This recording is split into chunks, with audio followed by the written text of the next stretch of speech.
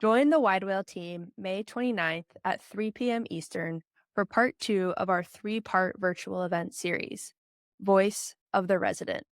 For part 2, we will look specifically at residency. Using AI topic analysis, we've analyzed the free text of 400,000 Google reviews from residents of hundreds of top multifamily groups, including the NMHC Top 50, to identify how often 50 key topics are mentioned by residents.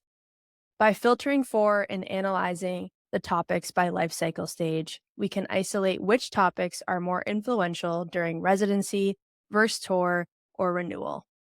Go to widewhale.com/data to sign up or find it in the revised community. That's widewhale.com/data. Look at the wall, hit the wall.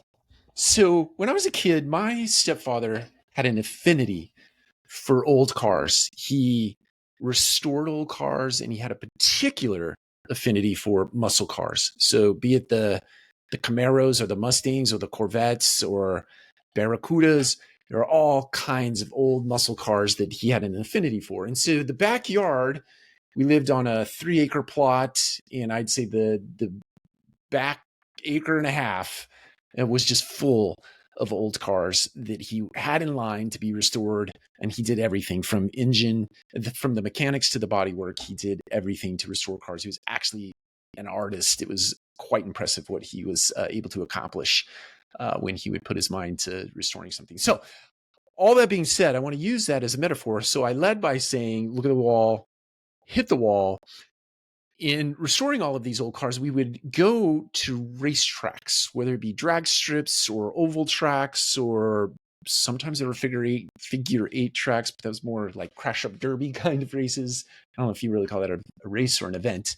But one of the things that he would say, if we were sitting in the stands, we were watching races, somebody might hit the wall, and it was sort of not because somebody traded paint with another car, but just guy is driving and just hits the wall randomly. And it just seemed like really random that would happen. And he would say, if you're looking at the wall, you will hit the wall. In other words, our eyes are sort of trained to take us where we are looking. So if we're looking at the wall, we're going to hit it. Whereas if we were looking at where we want to go on an oval track, you're kind of looking down toward the infield of a racetrack.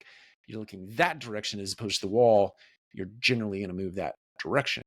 I also remember one time I was in a parking garage, and I remember looking up at the rafter. For whatever reason, I'm just staring at this thing, and all of a sudden I look down and I'm walking right toward a pylon that was there to protect a door.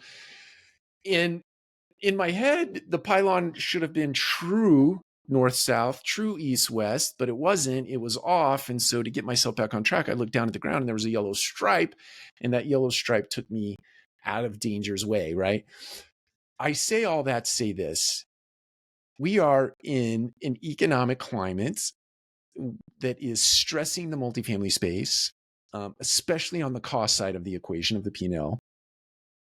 We've also had rents that have come back in line with the norms over the last decade. They're still up, but they're back down, and they're growing at a pace that is more germane to what we've seen over the last decade, save the couple of years after COVID. However, the big punchline is that the P&L is stressed. And we might have a tendency as an operator to look at all the stress at our properties, look at all the stress on the cost side, look at all the stress, and continually look, and that's all we're looking at, and that's all we're focused on, and that's all we're looking at, and that's all we're focused on. I know I'm repeating myself, but we will drive right off the cliff if that's what we're doing, as opposed to looking where we want to go, setting some targets, and then going out and finding those cost-saving measures and or those revenue enhancement opportunities to put against the P&L.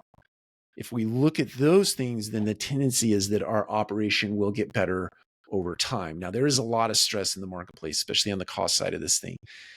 Cost of labor, cost of goods, cost of services, all up, right? And I think with inflation the way that it is right now, it's just stubborn, and we're going to continue to see that for some bit of time. So my encouragement to you is this: the big punchline is don't look at the wall, because you will drive right into the wall, or in the other metaphor, right off the cliff. Rather, look at all of the opportunities that you have to juice the revenue side of the business and or control and manage the cost side of the business, and then back yourself into those things that will help your operations become better. Take care. We'll talk to you again soon. Join the Wide Whale team May 29th at 3 p.m. Eastern for part 2 of our 3-part virtual event series, Voice of the Resident. For part 2, we will look specifically at residency.